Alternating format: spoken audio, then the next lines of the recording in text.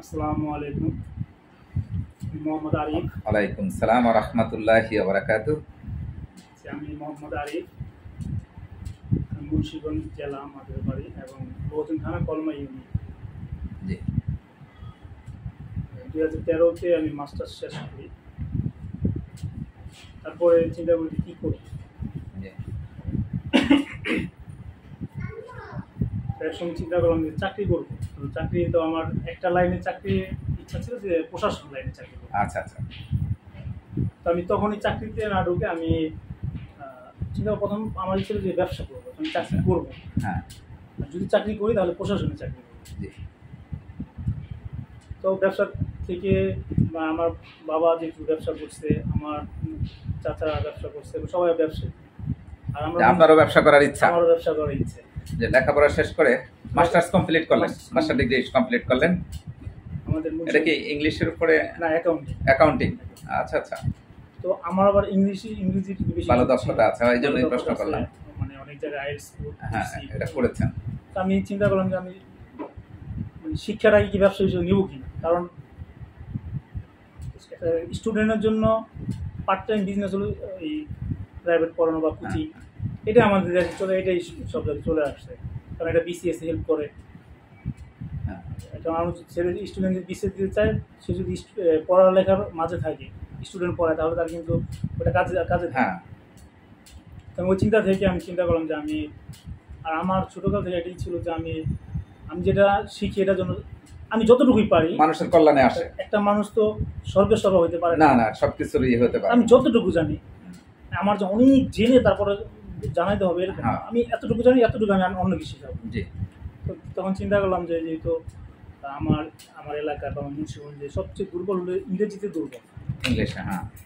এবং তখন এরকম ছিল, বিভিন্ন পেপার পত্রিকায় আসছে যে A+ এখন মুরগির মতো। হ্যাঁ, মানে A+ একবারে মুড়ি। মেধা শূন্য স্টুডেন্ট, মেধা শূন্য হচ্ছে, মেধা কিন্তু শূন্য। জি। এমনও দেখা গেছে ঢাকা ভার্সিটিতে পরীক্ষা দিছে এরকম 99%ও ইংরেজিতে পাস করে। জি। সব কিছুতে পাস করছে, ইংরেজিতে পাস করে। আমার ম্যাক্সিমাম দেখা গেলো যে আমাদের ছাত্রছাত্রীরা ইংরেজিতে দুর্বল। মেট্রিকের পরে কিন্তু তার গণিত কোনো কাজ করে না, গণিত শেষ। কারণ আমাদের সেই গণিত আমাদের শেখানো হয় যে গণিতে আমাদের ব্যবহারিক জীবনে কোনো কাজে লাগে না। আমাদের বীজগণিত, পাটিগণিত, ত্রিকোণমিতি, এগুলো তো আমার কাজে লাগতেছে না। আমাদের কাজে লাগে, এগুলো কাজে লাগতেছে না, কিন্তু আমাদের সেইগুলোই কিছু বিষয়ের চাপ, অপ্রয়োজনীয় শিক্ষা ব্যবস্থায় অপ্রয়োজনীয় অনেক কিছু, যে ইতিহাস বা যেগুলো নিয়ে নেয় অপ্রয়োজনীয় জিনিস, কারণ বাস্তব ভিত্তিক শিক্ষা দরকার আমাদের। তৃতীয় বিষয়ের একটা চাপ আমাদের। আপনার এখানে আমার যে পাশের যে থানা, ওই কাজী ওয়াহিদ, ওনার নাম শুনছেন হয়তো, জানি না। ওনার এক ভাইয়ের সাথে আমার পরিচয় ছিল ছাত্র জীবনে। উনি লন্ডনে লেখাপড়া করছে। লন্ডনের লেখাপড়া সিস্টেম নাকি এরকম, ওইখানে মেট্রিক পর্যন্ত, আমাদের এখানে মেট্রিক পর্যন্ত 10 বছর পর্যন্ত ওদের গণিতে যোগ বিয়োগ ভাগ পূরণ ছাড়া আদার কিছু নাই। আমাদের কিন্তু জীবনে লাগতেছে যোগ বিয়োগ ভাগ পূরণ, এটাই দরকার। ত্রিকোণমিতি, পরিমিতি, জ্যামিতি, এগুলো কি আমাদের লাগতেছে না? তাহলে কেন আমাদের স্টুডেন্টরা চাপা, মানে মাথায় মধ্যে মানে গোবর ঢুকাচ্ছে? এটা আমি এখন আপনাদের মাধ্যমে আমি সরকারকে এটা বলতে চাই যে আমাদেরও লন্ডনের মতো ওই ওদেরকে ফলো করে আমাদের এই পরিমিতি, জ্যামিতি, তারপর অন্যান্য যা আছে, হ্যাঁ, যেটা অপ্রয়োজনীয়, এগুলো বাদ দিয়ে আমাদের যোগ বিয়োগ বা পূরণ আমাদের গণিতে রাখা হয়, তাহলে আমাদের ছাত্রদের উপকৃত হবে। ধন্যবাদ, আপনি যে মেসেজটা দিয়েছেন। আমি এটার সাথে একটু যোগ করি। আমি তো আসলে এই টেকনোলজি, মেশিনারি জিনিস আমি সিঙ্গাপুর থেকে এটা অর্জন, আলহামদুলিল্লাহ। আমি 5 বছর ছিলাম। তো ওইখানে থাকাকালীন দেখলাম ক্লাস প্রাইমারির বাচ্চাদেরকে মিষ্টি দোকানে, মুদি দোকানে নিয়ে ওই প্রোডাক্টগুলো দেখাচ্ছে, এটা এই প্রোডাক্ট, ওটা ওই প্রোডাক্ট। তারা কি এখন এই ব্যবসাটা করবে? কিন্তু বাস্তব ভিত্তিক শিক্ষাটা তাদেরকে দিচ্ছে, প্রতি সপ্তাহে একদিন নিয়ে যাচ্ছে। আরেকটা জিনিস দেখলাম, আপনার হাই স্কুল লেভেলের ছাত্রদেরকে সপ্তাহে 2 দিন ছুটি, এই 2 দিন ইন্ডাস্ট্রিতে চাকরি দিতে, কাজ করতে সুযোগ দিতে হবে। আপনার মনে করেন ফ্যাক্টরিতে, আপনার ফ্যাক্টরিতে 5টা ছেলে আসবে, ওই 2 দিন কাজ করতে সুযোগ দিতে হবে এবং সাথে সাথে তাদের পেমেন্ট করে দিতে হবে। তাদেরকে বাস্তব ভিত্তিক এই যে প্রোডাক্টটা শিখালো, দেখেন আপনাকে দিয়ে উদাহরণ, আপনি যদি ওই লেভেলে এই যে শিখতে পারতেন, তাহলে কি আপনার এই লেখাপড়া শেষ করে এই কষ্টটা করতে হতো? কখনোই না। এই যে 5 বছর এখনো কষ্ট করতেছেন, প্রতিনিয়ত শিখতেছেন, আবার রানিং আছে কাজটা। আর যদি আপনি এই প্রাইমারি লেভেলে বা হাই স্কুল লেভেলে এই বাস্তবভিত্তিক শিক্ষাটা পেয়ে যেতেন, তাহলে আপনার কাছে ওই মুড়ির মতো হতো, সহজ হয়ে যেত। আমাদের এখন একজন মাস্টার্স করে বেরোইছে, সে চাকরির জন্য চলে গেছে, বলে যে না তোমার চাকরি নেই, তোমার অভিজ্ঞতা আছে। আর তার অভিজ্ঞতা থাকবে কোথা থেকে? পড়ালেখা করছে। এখন যদি তাকে পড়ালেখার অবস্থায় যদি অভিজ্ঞতাটা না দেওয়া যেত, যে তুমি কিসের ছাত্র, এইটার ছাত্র, তুমি মার্কেটিং এর ছাত্র, মার্কেটিং দেখো, তাহলে সে কি কিন্তু পড়ালেখার ওই সময় চাকরি বড় বড় চাকরি পেয়ে যেত। কিন্তু এখন আমাদের তাহলে তো সে বলবে তাহলে আমি না পড়ালেখা করে যদি ওয়ার্কশপে কাজ করতাম তাহলে আমার ভালো হতো। আমাদের আসলে বাংলাদেশের লেখাপড়া বাস্তব ভিত্তিক না, এটা বাস্তব ভিত্তিক। আরেকটা জিনিস লক্ষণীয়, এই যে মির্জাফরের ইতিহাস, উমুক তুমুক ইতিহাস বাচ্চাদেরকে শিখাচ্ছে, ছাত্রদেরকে শিখাচ্ছে, ওখান থেকে তারা ওই জিনিসটাই মাথায় ঢুকতেছে যে আমরাও এটা, কারণ খারাপ জিনিস শিখতে নেই, খারাপ জিনিসের দিকে তাকাইতে নেই, পড়তে নেই, তাইলে ভালো কিছু শিখবো, শুধু ভালো কিছুই শিখাতে হবে। আচ্ছা, আপনি যে প্রশাসনের চাকরির জন্য ইয়েতে গেলেন, যে 5 লাখ টাকা ঘুষ দিয়েছিলেন বলছিলেন, এটা একটু বলেন যে চাকরি করবেন। তো যখন নাকি আমি ওই সর্বপ্রথম আমি ইংরেজি ভাষা শেখার একটা কেন্দ্র দিই আরিফুস নামে, ওইটা দিয়ে যখন আমি 3 বছরে তেমন ওই মানে এরকম একটা হইল না, আমার লস হইল। আমি তখন আমার এই আমাদের ইউনিয়নে যে হাই স্কুল আছে ওইখানে আমার শিক্ষকরা আমাকে অনেক রিকোয়েস্ট করে, হ্যাঁ, যেহেতু তারা আমার অত্যন্ত স্নেহ করতেন এবং আমার সঙ্গে তাদের ভালো ধারণা ছিল, তো আমার অনেক রিকোয়েস্ট করে তারা ইংরেজি শিক্ষক হিসাবে আমার স্কুলে রাখলো। তো আমি ওখানে 3 বছর চাকরি করলাম। তো এর মাঝে যেহেতু আমি চাকরিতে আমার ইচ্ছা ছিল না, তবে আমি প্রশাসনে ইচ্ছা ছিল যে আমি প্রশাসনে করবো। তো যখন আমি একটা সুযোগ পেলাম পরীক্ষা দেওয়ার জন্য, রিটেন পরীক্ষা দেওয়ার জন্য এসআই হিসাবে, তো এখানে পরীক্ষা দিয়ে ভালো করলাম, রিটেনে ভালো একটা রেজাল্ট আসলো। তো তারপরে তথাপি আমার টাকা দিতে হবে, রিটেন ভালো করার পরেও আমার টাকা দিতে হবে, ঘুষ দিতেই হবে। ঘুষ দিতেই হবে। এবং কত দিতে হবে? 12 লক্ষ টাকা ঘন্টা। আচ্ছা, ঠিক আছে, আমি ওইখানে 5 লক্ষ টাকা অ্যাট ফার্স্ট অ্যান্ড দেন বাকি 7 লক্ষ টাকা। কিন্তু সেইটা দেওয়ার পরেও, রেজাল্ট ভালো করার পরেও, রিটেনে ভালো করার পরেও চাকরি আমার হলো না। কেন? কারণ আমি তখন ছাত্র রাজনীতির সাথে একটু জড়িত ছিলাম, আমি ছাত্র দল করতাম, এই আমার অপরাধ। এবং আমার অডিট কেসে আমি ছিলাম সাংগঠনিক সম্পাদক, কিন্তু আমার অডিট কেসে আমি সভাপতি। আচ্ছা, দেখেন, মানুষ হিসাবে এবং ভালো ছাত্র হিসাবে মূল্যায়ন করা হলো না। মূল্যায়ন করা আশা আমার মনে হয় যে বাংলাদেশে এই বিগত 15-16 বছরে প্রায় 99% ভালো স্টুডেন্ট এবং মেধাবীরা কখনো চাকরি পায় না, ভালো জায়গায় চাকরি পায় না। এবং বিশেষ একটা দলের লোক হইতে হবে, এবং বিশেষ একটা দলের যারা ছিল তারাই এই সুবিধাটা ভোগ করছে। এই জন্য আমাদের এই দেশের অধঃপতন হলো। দেন আমি তো ওইটা চাকরির পর আমার হলো না, তো আমি এখন কি করব? আমি ওই স্কুলে চাকরিটাও ছেড়ে দিয়েছিলাম। পরে আমার ওই স্কুল আমাকে আবারও বলা হয়েছিল যে আপনি আবার আসেন, কিন্তু আমি শিক্ষকতা পেশার থেকেও আমি মুখ ফিরে নিলাম। কেন? এটা একটা ছোট কারণ আছে। 2016-17-তে আপনারা জেনে থাকবেন কিভাবে মেধাগুলোকে নষ্ট করা হয়েছে। আমি একজন শিক্ষক, যেখানে আমি অত্যন্ত কঠোর শিক্ষক, আমি ছাত্রদেরকে বুঝায় লেখাপড়া করাই, ছাত্রদের আমার প্রতি ছাত্রদের সম্মান ছিল। সেই সম্মানটা আমি মনে করি ওই বছরগুলোতে কোনো শিক্ষকদের প্রতি ছাত্রদের রেসপেক্ট 100%, 99% নষ্ট হয়ে গেছে। কারণ শিক্ষকরা বাধ্য হয়েছে পরীক্ষার হলগুলোতে ছাত্রদেরকে লিখা দিতে, ছাত্রদেরকে প্রশ্ন উত্তর বলে দিতে। এটা আমি স্বচক্ষে দেখছি। সেদিন আমি মনে করছি যে এই পেশাটাও নষ্ট হয়ে গেছে, এই পেশাটার মধ্যেও স্বচ্ছতা নাই। না, যদি আমি শিক্ষকতা পেশা সবচেয়ে হালাল, যদি এখানেও যদি আমি দুর্নীতি করি তাহলে আমার এখানেও তো আমার নষ্ট। যে আপনিও ভুল পথে পা দিচ্ছিলেন, আল্লাহ আপনাকে ফিরিয়ে দিচ্ছে যে আমি আমার এই শিক্ষা এটাকে পেশা হিসাবে নেব এবং ব্যবসা হিসাবে নেব। কারণ আসলে এটা ব্যবসায় চলে গেছে, এই জন্য এটাতে আর ভালো জিনিস পাওয়া যাবে না। কারণ এটা আমি মনে করি চিকিৎসা এবং শিক্ষা এটা থাকবে সেবা। আপনি এখন বিজনেস করতেছেন, এইবার আপনি ওই পেশাটা রাখবেন, আপনি এখান থেকে তো প্রয়োজনে কিছু ডোনেট করে ওইটাকে সেবাই রাখবেন, তাহলে ওই ব্যবস্থাটা ভালো হবে। বলেন আপনারটা। এরপরে যখন আমি এটা দেখলাম যে আসলে শিক্ষাটাকে এভাবে ধ্বংস করে দিল, যেখানে আমাদের স্টুডেন্টের সম্মান নাই, ছাত্রদের সম্মান নাই না, এবং শিক্ষকদের সম্মান আরও নাই, তখন তো আর এটা করা যায় না। তো আমার এটার উপর পেশার রূপে না একটা, যদি এটা একটা মহৎ পেশা, যে কিন্তু এই অবশ্যই পেশার মহৎ প্রতি আমার পেশা। ব্যক্তিগতভাবে একটা মানে ঘৃণাই জন্মায়। হ্যাঁ তো ওইখান থেকে আমি সরে আসলাম। তাহলে আমি ডিসাইড করলাম যে আমি কী করবো।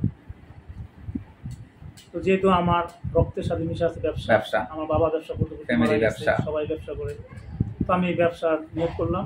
আল্লাহ পাক ভালোর দিকে এনে দিল আপনাকে।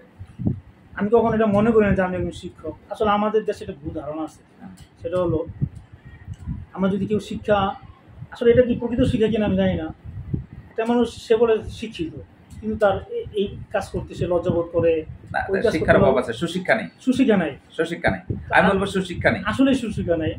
শিক্ষা তো সেইটা যে আমি কেউ যেন আমাকে না ঠকায়, আমি যেন মানুষকে না ঠকাই। অবশ্যই। আর সেখানে একটু আমি যুক্ত করি, আমাদের প্রিয় নবী বিশ্বনবী হযরত মুহাম্মদ সাল্লাল্লাহু আলাইহি সাল্লাম বলেছেন যে একমাত্র ব্যবসায়ীদের হাসর হবে নবী রাসূল সিদ্দিকানদের সাথে। এটা কারো বেলায় এটা বলে নাই, শুধু ব্যবসায়ীদের কথা বলেছে। তাহলে এটা কত বড় সম্মানজনক বলেন আপনারটাই বলেন। তো এর মধ্যে আমি ব্যবসাটা শুরু করার আগে মানে ওই স্কুলের চাকরি ছেড়ে দিয়ে আমার পারিবারিক আমি এর মধ্যে বিয়ে করি। আচ্ছা আচ্ছা। এখন আমি তো আরো হতাশ যে আমি কী করবো। হ্যাঁ, তা আমি তো আর চাকরিতেও যাবো না, যেহেতু কলেজ হওয়ার কিছু পরে করতে হবে। আবার আমাকে বললো যে আসেন। তো আমি তো ডিসাইড করেছি আমি চাকরি করবো না। এরপর আমি চিন্তা করলাম আমি ব্যবসা করবো। কী ব্যবসা করবো? তো এর মধ্যে আমি চিন্তা করলাম যে আমি শ্রীমঙ্গল থেকে যদি চা এনে আমি এখানে প্যাকেট করে যদি বিক্রি করি, এটা কেমন করলে কেমন। তো আমি ওইখান থেকে এটাই সিদ্ধান্ত নিলাম যে আমি শ্রীমঙ্গল থেকে আমি প্রথম 100 কেজি চা পাচ্ছি। এবার আমি চকবাজার থেকে আমি যদি পলি ওই পলি আনলেন। 20 গ্রাম, 50 গ্রাম, 100 গ্রামের, 500 গ্রামের পলি নিয়ে আসলাম। কিছু মেশিন কিনে আসলাম, যেটা আমি চাপ দিয়ে এটা করা যায়, প্যাকেজিং মেশিনটা প্যাকেজিং করে নিয়ে আসলাম। তো এটা করে আমি বাসায় আমি সারা রাত এশার নামাজের পরে রাতে আমি রাত 1টা 2টা পর্যন্ত আমি প্যাকেট করি। আর আমি একটা ছেলে নিলাম যে তোমাকে আমি 7,000 টাকা বেতন দিব, তুমি আমার সাথে কাজ করবা, এভাবে তুমি বিক্রি করবা। তোর আমি রোডে শিখাইতেছি, আমিও যাই, ওটা সাইকেল দিচ্ছি। এইভাবে ডিটারজেন্টটা যুক্ত করলেন কতদিন? ডিটারজেন্ট আবার পরে করলাম। এইভাবে আমি বছরখানেক।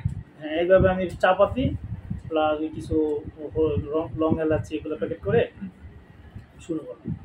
দেখলাম যে এটা মোটামুটি খারাপ না, আমার মোটামুটি ওরে সারাদিনে টাকা দিয়ে আমার মোটামুটি একটা প্রফিট থাকতেছে। কিন্তু আমি চিন্তা করলাম যে আমি আসলে আমি যাইতেছি, ও যাইতেছে, আমাদের শ্রম তো একই হইতেছে। হ্যাঁ, গাড়িও যাইতেছে, একটা করলে যা 10টা করলে 100 করলেও তা 100 করলে তা। এখন আমি একই পরিশ্রম। তখন আমি চিন্তা করলাম যে ডিটারজেন্টটা যদি আমি ভালো বুদ্ধি আসছে, ডিটারজেন্ট যদি আমি করি তাহলে খারাপ হয় না। তো আমি ডিটারজেন্ট আমি হাত দিয়ে বানানো প্রথম শুরু করলাম। তুমি হাত দিয়ে বানাই, মানে মিক্সিংটাও ঠিক হচ্ছে না, হাতের ক্ষতি হয়, এটা কেমিক্যাল তো, হাতের অনেক ক্ষতি হবে। তো আমি তারপরও যেহেতু আমার টাকা নাই, শুরু করলেন আমি যে ওই মিক্সিং মেশিন আনবো বা ওই মেশিনে আমার টাকা নাই, আমি কি করবো, আমি ওইটা হাত দিয়ে শুরু করলাম। অনেক কষ্ট করে শুরু করেছেন। শুরু করে আমি 1টা বাজে রাতে আমি গোসল করি, এগুলো তৈরি করে আমার শরীরে হাত পাওয়া একবার এই হয়ে যায়, ময়লা হয়ে যায়। আমি এগুলো রাত 1টা বাজে গোসল করি। তো আমার মা, আমার ভাইয়েরা 1টা বাজে হয়তো বা 9টা 10টা ঘুমায় গেছে, রাতে হয়তো বা এই জরুরতের জন্য উঠছে। তো ওইটা এখন তুই কাজ করতেছস, আমার আরো বকা যে তুই এত লেখাপড়া তুই তো করাইলাম, পড়ালেখা মনে নষ্ট হয়ে যাচ্ছে এরকম ধারণা আছে। তোর এত লেখাপড়া করাইলাম কেন, যে তুই একটা বড় চাকরি করবি আর তুই আমাকে প্রায় প্রতিদিনই বকাঝকা করবি, মেন্টালি একটা টর্চার। তো আমি বললাম ঠিক আছে আমি করি, তোমরা আমার ফ্রি থাকো। তো আমি ওই করতে করতে সাথে আমার ওয়াইফ আমার হেল্প করে। ও মানে আমিও জায়গা থাকি, ও জায়গা থাকে, তো দুজনেই করতে করতে এখন চিন্তা অনেকদিন পরে আল্লাহ তাআলা তৌফিক দিলে একটা মেশিন কিনলাম। এবং ডিটারজেন্ট মিক্সারটা কিনলেন? মিক্সার যেহেতু বাসায় আমার যে এটা ছিল, মিক্সারটা কত লাখ টাকা নিল? কত নিল? প্রায় 2,20,000 টাকা। 2,20,000 টাকা, ভালো মেশিন নিয়েছেন। তো ওইটা নেওয়ার পরে আমি একটা জায়গা নিলাম বাজারের পশ্চিম পাশে থেকে, একটা বড় একটা জায়গা নিলাম। কারণ আমি যদি বাসায় রাখি মেশিনটা, এটা রাখতে পারবো না, 4 ফুটের লাইন দরকার। 4 ফুটের লাইন সমেত একটা জায়গা নিলাম। আর আমি যদি ওই জায়গাটা না নেই, আমার তো এখানে দিবে না, BSটার অনুমোদন দিবে না। জায়গাটা নিজেরই এখন? না, জায়গাটা আমি ভাড়া নিচ্ছি 5 বছরের জন্য। তো ওইখানে আমি জায়গা ওইটা নেওয়ার পরে আমি ওইখানে কাজ শুরু করে দিলাম। এখন আমার নিজস্ব পলি করলাম। আচ্ছা আচ্ছা, নিজস্ব পলি করলাম, এগুলো আস্তে আস্তে মানে করতেছি, কাজ করতেছি। 5 বছরের জন্য কত নিল? 5 বছরের জন্য অ্যাডভান্স নিছে অল্প 50,000 টাকার মধ্যে। আচ্ছা, কমে নিছে। আর হইলো ভাড়াটা দিতে হবে মাসে ভাড়া কারণ নিতে হবে। ভাড়া কমই নাকি? ভাড়া মোটামুটি 5,000 টাকা। তো অনেক কম, অনেক কমে পাইছেন। 5,000 টাকা ভাড়া, এটা কিছুই না। তো এইভাবে শুরু করে আস্তে আস্তে এরপরে আমি এই এখন ডিটারজেন্টের খরচটা কেমন আসে আপনার এই কেজি প্রতি? কেজি প্রতি আমি প্রায় 100 টাকার মধ্যে রাখি। রাখি। 100 টাকার মধ্যে, কিন্তু এটা কি এটা সার্ফ এক্সেলটা করেন না ঋণটা? আমি ঋণটা করি। তো অনেক ভালো কোয়ালিটি হচ্ছে অনেক আপনার এটা। ভালো কোয়ালিটি হচ্ছে। 180 টাকা বিক্রি, আপনার 100 টাকার মতো খরচ আসতেছে। তারপর কিছু সমস্যা আছে আসলে। হোলসেল বিক্রি করতেছেন কত? হোলসেলে আমি এটাকে দিতেছি হলো 130 টাকা করে। 30 টাকা। তাহলে আমরা এটাই জানার জন্য যে এই মেসেজটা মানুষের জন্য শতকরা 30 টাকা একদম প্রফিট থাকতেছে। তাহলে শতকরা যদি একটা ইয়াতে 30 টাকা, 1 টন মালে যদি 30,000 টাকা থাকে, দৈনিক যদি 1 টন বিক্রি করা যায় তাহলে 30,000 টাকা দৈনিক, আলহামদুলিল্লাহ বিশাল কিছু। ডিলারকে যদি আমরা 5% ছেড়ে দিই, 7% ছেড়ে দিই, এটা আবার ঠিক গেল। তো যাই হোক, তো এটা শুরু করার পরে এখন আসলে আমি যদি এইভাবে বিক্রি করি তাহলে আমি চিন্তা করলাম আমি একটা থানা বা দুটা থানা বিক্রি করতে পারবো। কারণ আমার মাথায় আসলো যে আমি যদি একটা থানায় বিক্রি করি বা দুটা থানায় বিক্রি করি, কিন্তু আমি এটা হলো যত বিক্রি করতে পারবো তত লাভ। বিক্রি আমি এই যদি আমি 50 টাকাও লাভ করি কিন্তু বিক্রি কম করি, আলটিমেট আমার লাভ হবে না। আর যদি আমি 10 টাকাও লাভ করি আর আমি যদি বিক্রি বেশি করি তাহলে কিন্তু আমার লাভ কোম্পানি দ্বারা। তো এটা চিন্তা করলাম আমি বিভিন্ন থানায় গেলাম, বিভিন্ন ডিলারদের সাথে কথা বললাম যে ভাই আমি তো এই পণ্য আছে, আমি তো ডিলার দিতে চাই। তারা বললো ভাই আসলে আপনি এইভাবে ডিলার দিতে পারবেন না, আর পণ্য আরও কয়েকটা লাগবে। তারা সয়াবিন তেল চায়, প্রায় প্রত্যেকটা ডিলার সয়াবিন তেল হলে যে কোনো মানুষ ডিলার নিতে পারে, এবং মশার কোল হইলে, যেটা আমি এখন চেষ্টা করতেছি দেওয়ার জন্য। তো এগুলো হলে আপনি ডিলারটা দিতে পারবেন। তো আমি তাদের কথা শুনে আমি চিন্তা করলাম যে তাদের কাছে যাওয়া যাবে না যে আর 4-5টা পণ্য না বাড়ে।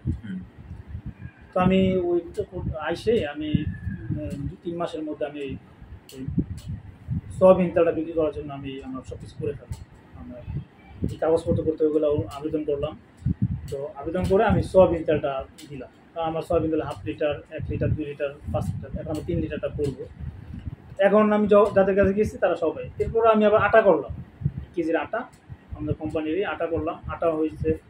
এবং আমি এই বাকি কিছু ক্লিনিং আইটেম রাখলাম, toilet cleaner, hand wash, tiles cleaner, নীল, শ্যাম্পুটা হলো 2 কেজি ডিটারজেন্ট পাউডারের সাথে ফ্রি দেওয়া হবে। এখন এটা যখন এই 15-20-16টা পণ্য হয়েছে, এখন যে কোনো মানুষই নেওয়ার জন্য রেডি দেয়। তো এটা মানে যখনই পণ্য বাড়বে তখন কিন্তু তারা নিবে, আর যত ডিলার দিতে পারবো তত কিন্তু নেবে। তো এখন এইভাবে এখন আমি চাইতেছি যে এই মুহূর্তে আমার যদি ট্রেন্ড একটা ব্যবসা হচ্ছে যে এই মশার কোল, এটা সবসময় লাগে। এবং এটা যদি আমি নিজে বানাই দিই, মনে করেন আপনি 800 কত টাকা কার্টন বিক্রি হচ্ছে? 820 টাকা। 820 টাকা, কিন্তু এটা তৈরি করতে পারবেন আপনি 500 টাকায়। তাহলে দেখেন প্রফিটের পরিমাণটা কেমন। আলহামদুলিল্লাহ আপনি দ্রুত একটা ভালো পর্যায়ে যাবেন, এটা আমরা বুঝতে পারতেছি এবং এটা প্রমাণিত। এবং যারা শুনতেছে সবার জন্য মেসেজ যে আমরা একটা জিনিস মনে রাখবেন, সবার জন্য আমি একটা কথা বলতেছি, ভাইয়ের কথা আপনারা শুনছেন, বাস্তবভিত্তিক কথা হচ্ছে। উনি একজন মাস্টার ডিগ্রি পাস, আলহামদুলিল্লাহ, একজন আল্লাহওয়ালা। এবং উনি মাঝখান দিয়ে মাথায় নিয়েছিল জব করবে এবং ওখানে 5 লাখ টাকা ঘুষও দিয়ে দিয়েছিল, পরে ওই টাকাটা সব উঠাইতে পারে নাই। উনি যে ব্যবসাটাতে আসলেন এবং পরিশ্রম, ওনার মধ্যে শতভাগ সুশিক্ষা ছিল বিদায় উনি কোনো কাজকে ছোট মনে করে নাই। আমরা আজকে লক্ষ্য করতেছি যে আমাদের ছাত্রছাত্রী, ছোট কোমলমতি শিক্ষার্থীরা রাস্তাঘাট পরিষ্কার করতেছে, রাস্তায় ডিউটি করতেছে। তো এটা হলো সুশিক্ষার একটা লক্ষণ এবং সুশিক্ষায় তারা শিক্ষিত। তো কোনো কাজে ছোট না। এখন আসলে এটা সবচেয়ে বড় কাজ যে তুমি চাকরি গ্রহীতা না হয়ে চাকরি দাতা হওয়া। তো উনি আসলে চাকরি গ্রহীতা না হয়ে চাকরি দাতা হয়ে গেলেন। যেখানে চাকরি করতে চেয়েছেন, ওনার এখানে এখন কয়জন লোক কাজ করে ওনার মুখে শুনি? 10 জন লোক কাজ করে। ওনাদের বেতন কত পর্যন্ত বললেন? 30 না 35,000? একজনের 36,000 টাকা একজনের বেতন দিচ্ছে। আর মিনিমাম 8,000 টাকা। মিনিমাম এই 10 জনের মধ্যে 8,000 টাকা থেকে শুরু করে 36,000 টাকা বেতন দিচ্ছেন উনি একজনকে।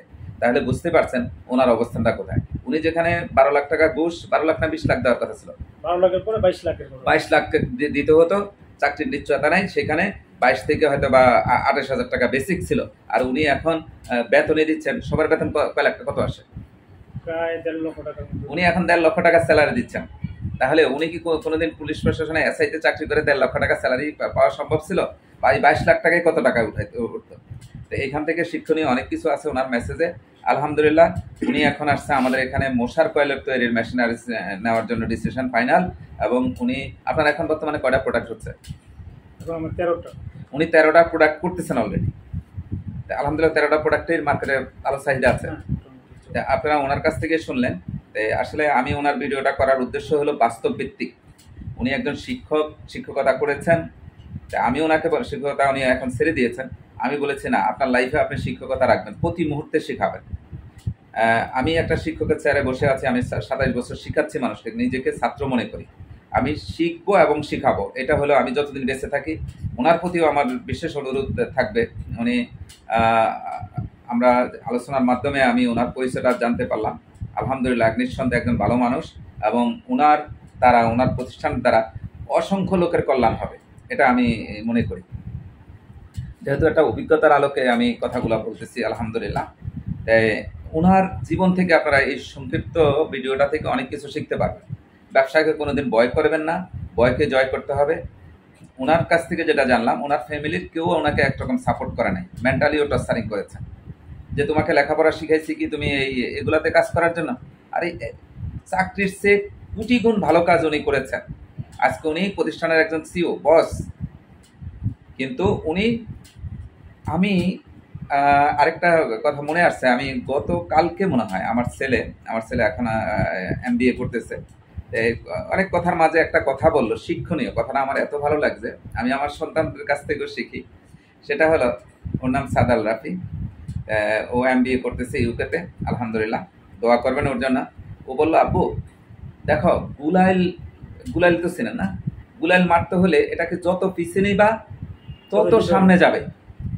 আমি ওই থেকে ওর এই কথাটা ভাবতেছি যে আমার ছেলে মাশাআল্লাহ, আল্লাহ ওকে এই জ্ঞানটা দান করেছেন। ও আমাকে বলল, আমি বিভিন্ন জিনিস নিয়ে একটু কথাবার্তা বলতেছি, হয়তো বা এখানে কোনো কথা নেগেটিভ ছিল, এই জন্য সে পজিটিভলি নেওয়ার জন্য আমাকে এই কথাটা বললো, আব্বু তুমি টেনশন করো না, যে গুলাইল মারতে হলে এটাকে যত পিছিয়ে নিবা তত সামনে যাবে। এই কথাটাকে আমি আরো 30 বছর আগে থেকে বলে আসছি অন্যভাবে, যে যত সিঁড়ির নিচ থেকে শুরু করবে সে তত উপরে উঠতে পারবে।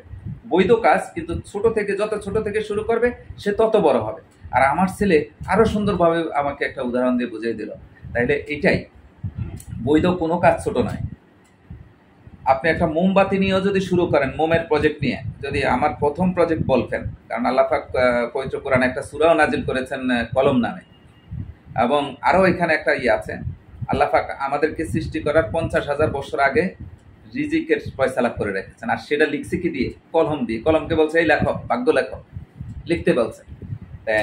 এই যে হতাশ হওয়ার কিছু নাই, কেউ হতাশ হবেন না এবং ভয় পাবেন না, ভয়কে জয় করতে হবে। আপনারা সৎভাবে ব্যবসা করবেন। আমি এই জন্যই ওনার কাছ থেকে সময় চেয়ে নিয়ে আসলে বাইরের কাছ থেকে উনি যে কথাগুলো বললেন শিক্ষণীয়, এখানে অনেক মেসেজ আছে। আপনারা যদি ওনার জীবন থেকে এইটুকু শিক্ষা নিতে পারেন, আপনারা সফল হবেনই ইনশাআল্লাহ। কারণ আমাদের প্রিয় নবী বিশ্বনবী হযরত মুহাম্মদ সাল্লাল্লাহু আলাইহি সাল্লাম বলেছেন যে একমাত্র ব্যবসায়ীদের হাসর হবে নবী রাসূল সিদ্দিকানদের সাথে। এটা অন্য কারো কথা বলা হয় নাই, চাকরিজীবীদের কথা বলা হয় নাই, বা যত বড় চাকরি করুক না কেন। আরেকটা কথা মনে রাখবেন, যত বড় চাকরি হোক না কেন সেখানে চাকর শব্দটাই আসে। চাকর, ছোট চাকর, মেজ চাকর, বড় চাকর, কিন্তু ব্যবসায়ীদের ক্ষেত্রে অনেক সম্মানজনক ব্যাপার। আমি সেটাকে একেবারে ছোট করে দেখছি না, কিন্তু বোঝানোর জন্য বিষয়টা বলতেছি। আপনারা ব্যবসা করবেন, নিজে করবেন, অন্যকে করার জন্য পরামর্শ দিবেন। যে নেগেটিভ বলুক না কেন, ব্যবসার উপরে ভালো কাজ নেই। পৃথিবীতে যারা ধনী হয়েছে, ওয়ার্ল্ডের মধ্যে যদি 100 জন ধনকুবের আপনারা বাছাই করেন, এখানে একজনও ব্যবসায়ী পাবেন না, সবাই, একজনও চাকরিজীবী পাবেন না, সবাই ব্যবসায়ী এখানে। তাহলে বিজনেসের ক্ষেত্রে কোনো রকম নেগেটিভ চিন্তা ভাবনা না করে পজিটিভলি চিন্তা করে ইনশাল্লাহ শুরু করতে পারেন। আপনারা লাখ টাকা থেকে শুরু করে কোটি টাকা শিল্প করতে পারেন, তবে এখন এত টাকা দরকার নেই, স্বল্প পুঁজি দিয়ে শুরু করেন। স্বল্প পুঁজিতে ক্ষুদ্র এবং মাঝারি শিল্প স্থাপনে অধিক লাভ। আমাদের একটা শিল্প প্রজেক্ট প্রোফাইল আছে, এই প্রোফাইলটা আপনারা সংগ্রহ করলে অনেক কিছু শিখতে পারবেন। এখানে প্রায় 300 আইটেমের প্রশিক্ষণ প্রোফাইলে এখানে ফর্মুলেশন আছে। এখানে আমরা আমাদের যে অতিথি আছেন ওনার কাছ থেকে যেটা বাস্তব শুনলাম, উনি নিজে একটা বিষয় শিখাইছে, লিকুইড আইটেম, সম্ভবত কত হাজার টাকা নিয়েছেন, 48,000 টাকা না কত নিলেন? 3 দিন উনি শিখাই দিয়েছেন 48,000 টাকা। আল্লাহ পাক ওনাকে এই মেধাটা দিয়েছেন দেখে উনি পেয়েছেন। তবে উনি কম নিয়েছেন, আরো বেশি নেন। এখানে 1-1.5 লাখ টাকার উনি শিখাইছেন। কয়টা আইটেম শিখেছেন? লিকুইড ক্লিন আইটেম যে করা আছে সে শিখিয়ে দিয়েছে। উনি 1.5 লাখ টাকার আইটেম শিখিয়ে দিয়েছেন। ওনার মধ্যে মানবতা ছিল, উনি অল্প টাকা উনি শিখিয়ে দিয়েছেন। আর যেটা আমরা প্রায় 300 আইটেম এখানে আপনি এটা সংগ্রহ করলে 4000 টাকা দিয়ে এগুলো ম্যাক্সিমাম গুলো শিখতে পারবেন। আর আমরা এক একটা আইটেম এবং নামমাত্র টাকায় শিখিয়ে দিয়ে থাকি। আপনারা যোগাযোগ করবেন স্ক্রিনে দেওয়া নাম্বারে। আমরা এখান থেকে অলওয়েজ সেবার মানটা আরও উন্নত করেছি ইনশাল্লাহ। স্বাধীন দেশ, আপনারা জানেন বাংলাদেশের প্রেক্ষাপট অনেক চেঞ্জ হয়ে গেছে। আশা করি সবার এই শুভ বুদ্ধি সবসময় থাকবে। আর আপনাদের কোনো পরামর্শ থাকলে আমাদেরকে দিবেন। শেষ আপনি কিছু বলে আমি একটা কথা বলতে চাই, যারা নাকি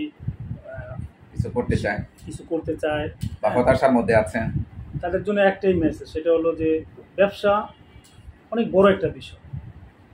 এটা এখন অনেকেই বলে যে এটা কত লাভ হবে, এটা করলে কত লাভ হবে, প্রথমে লাভের চিন্তাটা মাথা থেকে ঝাড়া ফেলে। চমৎকার কথা বলছেন, এটা লাভের কথাটা বাদ দিয়ে দেন।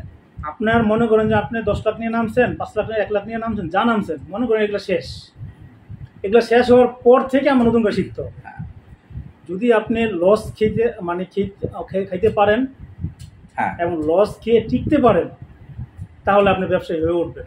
আর একটা বড় কথা হচ্ছে আপনার ধৈর্য ধরতে হবে, আপনি টিকে থাকতে হবে। আজকে আপনি নামছেন, কালকে লাভ হবে, এই চিন্তাটা যদি থাকে তাহলে আপনি ব্যবসায় আইসেন না। কিন্তু ব্যবসায় লাভ হবেই, কিন্তু অপেক্ষা করতে হবে, ধৈর্য ধরতে হবে, ধৈর্য ধরতে হবে, ধৈর্য তো অবশ্যই ধরতে হবে, আর লেগে থাকতে হবে, অ্যাডহেয়ার টু মানে লেগে থাকতে হবে। যদি আপনি লেগে থাকার মানে মেন্টালিটি থাকে, তারপর আপনি ব্যবসায় আসুন। কারণ যেমন উনি ডিটারজেন্ট মেশিনটা 2,20,000 টাকা দিয়ে প্রথম শুরু করছিল ম্যানুয়ালি, এরপরে এটা নিয়ে শুরু করছে, এরপরে এর সাথে হয়তো বা 1-1.5 লাখ টাকার কাঁচামাল, কিন্তু এটা দিয়ে শুরু করে এখনকার পর্যায়টা উনি প্রায় বেতন দিচ্ছেন কত? প্রায় 1.5 লক্ষ টাকা বেতন দিচ্ছেন। ওনার বাসায় আরো 1.5 লাখ টাকা খরচ আছে। আমি মনে করি একজন ব্যবসায়ীদের এরকম খরচ আছে। তাহলে উনি কত লাখ টাকা ইনকাম করলে উনি 3-4 লাখ টাকা মাসে খরচ করেন, এটা আপনারা মাথায় রাখবেন। তাহলে ইউরোপ আমেরিকা যেতে এখন 25-30 লাখ টাকা লাগে, তাহলে ওইটা 1 টাকাও আপনি ফেরত পাবেন না। ওখানে যা কাজ করতে হবে, ওখানে কাজ করে আপনি 1 লাখ টাকা সেভ করা অনেক কঠিন কাজ। আমি দেখেছি যে ওখানে আমার ছেলে যেখানে ওখানে পড়াশোনা করে, ওর টিউশন ফি আসে, ওরা তো ও তো MBA করতে নিচ্ছে, গেছে স্কলারশিপ পাওয়ার পরও বছরে নিতেছে 22 লাখ টাকা, আর প্রতি মাসে থাকা খাওয়া খরচ যাইতেছে প্রায় 2.5 লাখ টাকা, 2.5 থেকে 3 লাখ টাকা। তাহলে মাসে এভারেজে 5 লাখ টাকা খরচ, কিন্তু ওগুলা বাদ দিলাম, কিন্তু এটা সে শিক্ষা করতেছি। কিন্তু আপনি থাকা খাওয়ার জন্য 2 থেকে 2.5 লাখ টাকা ইজিলি খরচ হয়। তা আপনি 3 লাখ টাকা ইনকাম করলে 1 লাখ টাকা সেভ করতে পারবেন। ইউরোপ আমেরিকাতে 3 লাখ টাকা আয় করলে 2 লাখ টাকা খরচ হয়ে যায়, 1 লাখ টাকা সেভ হয়। তা আপনি এই যে 25-30 লাখ টাকা খরচ করে গেলেন, 25-30 লাখ টাকা প্রথম অবস্থায় আপনার এখানে বিজনেস করতে কোনো প্রয়োজন নাই। আমরা যদি 5-10 লাখ টাকা এখানে আপনাকে ফ্যাক্টরি করে দেই, শিল্প প্রতিষ্ঠান, ইনশাল্লাহ আপনি মাসে এখান থেকে ইজিলি সবকিছু থেকে 2-2.5 লাখ 3 লাখ ইজিলি লাভ আসবেই। তবে প্রথম আপনাকে ধৈর্য সহকারে মার্কেট তৈরি করতে হবে। শেষে একটা কথা বলবো, যে ব্যবসা যদি মানে প্রথমে নিয়ত করতে যে আমি ব্যবসা করবো, চিন্তা করতে হবে আমি ব্যবসা করবো, লেগে থাকতে হবে। এরপরে আপনার অনেক বাধা আসবে, ফ্যামিলি থেকে, আপনার বন্ধু বান্ধব থেকে, কি করতে হবে, এই বাধা অতিক্রম করতে হবে, এই বাধা আপনি অতিক্রম করতে হবে। আরেকটা কথা হলো, আপনার একটা স্বপ্ন থাকবে যে আমি ওইখানে যাবো। যদি গোল না থাকে তাহলে কিন্তু আপনি যে কোনো জায়গায় বসে পড়বেন। হ্যাঁ, আপনি যদি গোল থাকে আমি ওইখানে যাবো, আপনি কিন্তু গড়ায় গড়ায় ওইখানে যাবেন। আর গোল যদি ওইখানে থাকে আমি ওখানে যাবো, গড়ায় গড়ায় যাবো। আর যদি গোল না থাকে তাহলে যেখানে আপনার ধরবে সেখানে বসে পড়বেন। এই জন্য আপনি আরেকটা কথা হলো, আপনি সবসময় চিন্তা রাখবেন, আপনার যে গোলের কথা সবার সাথে শেয়ার করা যাবে না। আপনার পলিসি কাউকে দিয়ে দিবেন না, কারোর সাথে সবার সাথে শেয়ার করা যাবে না। খুব চমৎকার কথা বলেছেন, এটা আমি বলি সবসময়, কিন্তু অনেকে এটা রাখে না। কথা দুর্বল চিত্ত, যারা হতাশাগ্রস্ত, যারা এগুলো বোঝে না, হ্যাঁ, তারা আপনাকে ছোট হৃদয়ের মানুষ, তাদের সাথে তাহলে আপনি ওইখানে আপনার জোর করে বসে এক কথা আহম্মকদের সাথে আপনার এইসব কথা বলতে নাই। আপনার কথাবার্তা আপনার নিজের মধ্যে রাখবেন। আপনি স্বপ্নের কথা কাউকে বলবেন না। হ্যাঁ, যদি বলেনও ওই লেভেলে বলতে হবে, চিন্তা ভাবনার মানুষের সাথে। হ্যাঁ, তাহলে আপনাকে আপনার স্বপ্নটা সে আরো বড় করে এই লাইনের শিক্ষকদের সাথে কথা বলতে হবে। এই লাইনের শিক্ষক আমি মানি যে বয়সে মুরব্বী হইলেই কিন্তু সে মুরব্বী না। ইয়েস, আপনি মনে রাখতে হবে যে নাকি জ্ঞানে মুরব্বী কিনা, জ্ঞানে মুরব্বী, এবং সে ওই বিষয়ে কার থেকে ডিসিশন নেবেন, কার থেকে আপনি পরামর্শ নেবেন, ওই বিষয়ে অভিজ্ঞ, হ্যাঁ তার কাছ থেকে যদি আপনি নেন তাহলে আপনি সঠিক চিন্তা পাবেন। উনি খুব চমৎকার একটা কথা বলেছেন, এই মেসেজটা আপনারা মনে রাখবেন, কিন্তু এটা আমার সেখানে শেয়ার করবেন না, খুবই গুরুত্বপূর্ণ। আমি আজকে এটাই 27 বছর সাফার করতেছি একরকম। কেন আমি আমার এখানে যারা আসে শিক্ষানবিশ যারা আসে শিল্প করতে, অনেকে করে কি এই জায়গায় শেয়ার করে বিভিন্ন জিনিস, যে আমি এটা করতে চাই ওটা করতে চাই। আসলে চাকরির জন্য চাকর বানানোর জন্য আপনাকে শতভাগ লোকে পরামর্শ দিবে যে এটা করো, তুমি ঘুষ খাইতে পারবা, এটা করবা সেটা করবা, কিন্তু ব্যবসা করলে আপনার লাভ এবং লস হইতে পারে। আমার যে নাকি মানে আমার সাথে যা চলে, আমার ছোটকাল থেকে কি হচ্ছে, আমাদের মানে অবসর সময় থাকে না, মানুষ ঘুরতে যায় বন্ধু বান্ধব দিকে, আমরা কয়েকজন বন্ধু বান্ধব আমরা মসজিদে সময় কাটাই, মানে আড্ডা দিলে মসজিদেই, হ্যাঁ মানে মসজিদের কথা আসে। তো দেখা যায় কি ওই আমার যারা একবারে কাছে, আমি যে কি করবো আমি তারও বলি না, এখন ও আমার মাঝে মাঝে কি করে যে তুই যে এটা করবি তুই আমার জানাস না কেন, তোরা আমি বলি যে তোরা জানবি কাজটা হয়ে গেল তোর সবাই তোরা দেখতে পাবে, লুকায় রাখবো আমি, লুকায় এমনি দেখবি, এই জন্য আপনি সাকসেস হয়েছেন, এই জন্য আপনি সফল হয়েছেন, যতদূর আল্লাহ তাআলা আনছে। তো আপনি সফল, আমি বলবো আপনি একদম সফল। আমি বলি না যে আমি সফল, কিন্তু আমি যতদূর আল্লাহ তাআলা সফলতা শেষ নেই, কিন্তু একটা বিজনেসের জন্য যে সফলতা দরকার। আপনি এখন কয়টা প্রোডাক্ট আছে বললেন? 13টা প্রোডাক্টের পরে 14 নম্বর প্রোডাক্ট আপনি নিচ্ছেন, তো সেখানে আপনি সফল না হলে নিতেন না, এইখান থেকে বুঝতে হবে।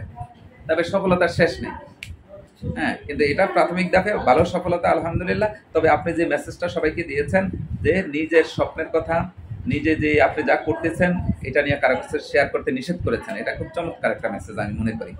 কারণ আপনি একটা শিল্প করবেন, এটা কারোর সাথে শেয়ার করার দরকার নেই। এই ব্যাপারে যে জ্ঞান আছে, যে আপনাকে শিল্পের ব্যাপারে সহযোগিতা করবে, তার সাথেই আপনি করবেন। এছাড়া বাহিরে আপনি এটা নিয়ে শেয়ার করলে আপনি আর করাই হবে না, আপনি সে তো ওই বিষয় জানে না, বুঝে না, সে আপনি কি যেমন আপনি আজকেই 10 জন বন্ধু নিয়ে আড্ডা দেন, আপনি বললেন যে আমার তো ঠান্ডা লাগছে, এখানে ডাক্তার একজনও নাই, দেখবেন যে সবাই আপনাকে মেডিসিনের কথা বলে দিচ্ছে, আসলে তাদের মেডিসিনগুলো কি কাজে আসবে? আপনার মৃত্যুর কারণ হতে পারে। আপনার ফ্যাট খারাপ বললেন, দেখবেন যে সবাই ডাক্তার হয়ে গেছে, এই দোস্ত এই ট্যাবলেটটা খাও, ওইটা খাও, ওইটা খাও, এই করো সেই করো, আসলে কোনোটাই নেওয়া উচিত না, কারণ তারা এখানে অভিজ্ঞ ডাক্তার কেউ না। তাই ঠিক এরকম শিল্পের ব্যাপারে যখন আপনি পরামর্শ নেবেন, এই শিল্প উদ্যোক্তা তৈরি কারা করতেছে এরকম প্রতিষ্ঠানে আপনাকে আসতে হবে। আবার সেটাও দেখতে হবে এই ব্যাপারে ভালো আইডিয়া এবং সত্যিকারই কারা দিচ্ছে, আসলে সেবাটা কে দিবে। অতিরিক্ত কমার্শিয়াল যারা, তাদের কাছে আপনি এই সেবাটা নাও পেতে পারেন। আর কিছু বলবেন? না, ঠিক আছে, তাহলে সালাম দিয়ে বিদায়।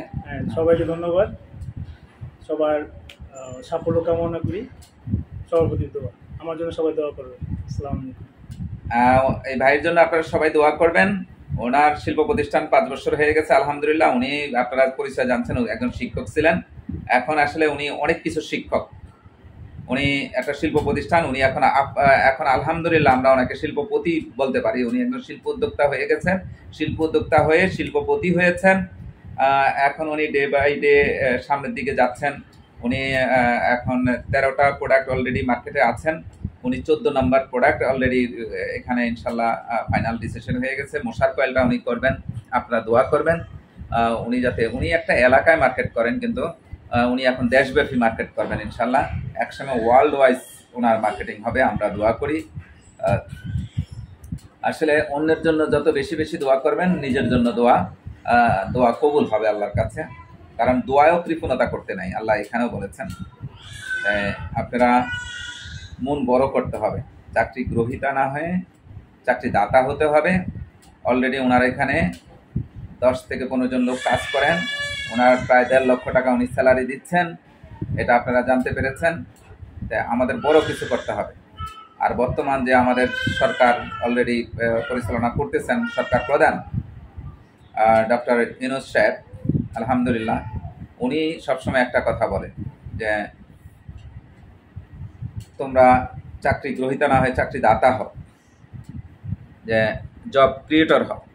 ওনার ইদানিং একটা বক্তব্য আসছে যে তাহলে আপনাকে জব সৃষ্টি করতে হবে। আপনি যখন একটা শিল্প প্রতিষ্ঠানে করবেন, এখানে শত শত লোক কাজ করবে। যখন আমাদের দেশে প্রায় 600 থানায় যদি আপনি সেলসম্যানের লোক নিয়োগ দেন, একটাতে 5 জন করে, তাহলে কয়েকশো বা কয়েক হাজার লোক নিয়োগ হবে। এইভাবেই আপনাদের যারা ভিডিওটা ধৈর্য সহকারে শুনছেন, সবার কাছে বিশেষভাবে রিকোয়েস্ট আমার যে ভিডিওটা বেশি বেশি শেয়ার করে দেবেন, কারণ একটা কথা মনে রাখবেন, অন্যের কল্যাণে নিজের কল্যাণ হয়। যত অন্যের কল্যাণ করবেন উভয়ের কল্যাণ হবে। আপনি এই মেসেজটা সবাইকে ছড়িয়ে ছিটিয়ে দেবেন, সবাই উপকৃত হবে ইনশাল্লাহ। আর নিজেরাও উদ্যোগ নেবেন, অনেক প্রবাসী ভাইরা শুনছেন, আপনারা দেশে এসে বিজনেস করতে পারেন, পাশাপাশি আপনাদের ছেলে মেয়ে বিবি বাচ্চা যারা আছে, আসলে এই ব্যবসাগুলো গৃহায়ণ ঘরের মধ্যেও করা যায়, এটিকে গৃহায়ণ শিল্প হিসাবে করা যায়, ক্ষুদ্র এবং মাঝারি শিল্প স্থাপন করে করা যায়, বৃহৎ শিল্প স্থাপন করা যায়। এটা আপনার ইচ্ছা শক্তির উপরে নির্ভর করবে, কারণ প্রত্যেকটা লোকের ইচ্ছা আছে, এই ইচ্ছা শক্তিকে কাজে লাগাতে হবে, তাহলে আপনি বড় কিছু করতে পারবেন ইনশাল্লাহ। সবার জন্য অনেক অনেক দোয়া এবং শুভকামনা রইল। ভালো থাকবেন আর ভিডিওটা বেশি বেশি শেয়ার করে দেবেন। আসসালামু আলাইকুম ওয়া রাহমাতুল্লাহি ওয়া বারাকাতুহু।